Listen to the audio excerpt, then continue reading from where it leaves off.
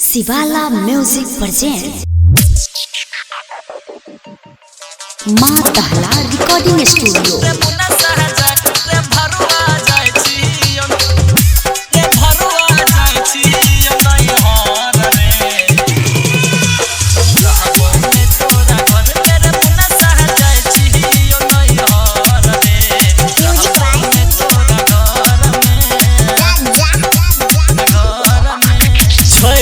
हमारा बहरा गलही माय बाबू के नहीं समझलही माय बाबू रे मुनसा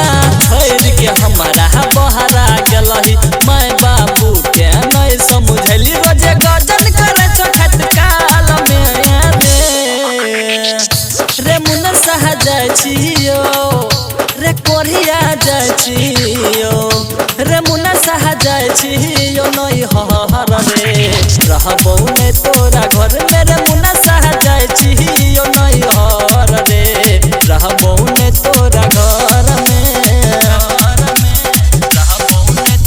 मुनसा रहबो ने तोरा घर में माँ दहला रिकॉर्डिंग स्टूडियो।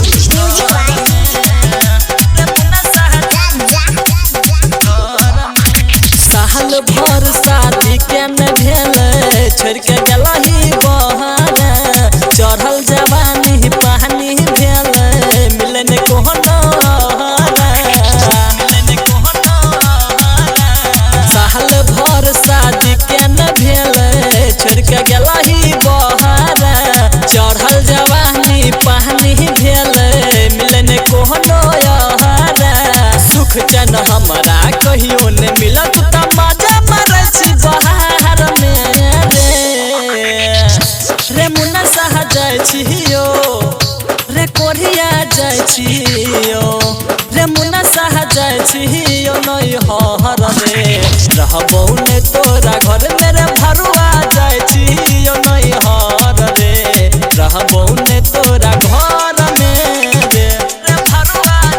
रे मुनसा रे भरुआ जाय छियो नहीं हर रे रहबो ने तोरा घर में रे भरुआ रे मुनसा तू तो बसल छी बहरवा रुपया टाका कमाबै छी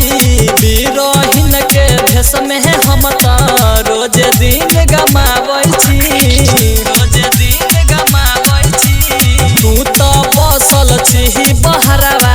रुपया टाका कमाबै छी बिरहिन के भेष में हम त रोज दिन गमाबै छी सैया शिवाला रे पड़ जतो पाला सौदागर रहे हमरे फेर में रे मुनसा जाय छियो रे कोरिया जाय छियो